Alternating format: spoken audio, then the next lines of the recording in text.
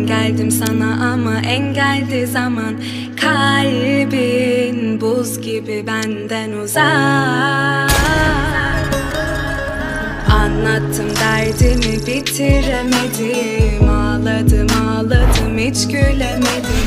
Son çare bu aşkımıza. Her yer karanlık ama korkma sarıl bana. Sevgilim yazdığım son satır bu sana. Sarıl da artık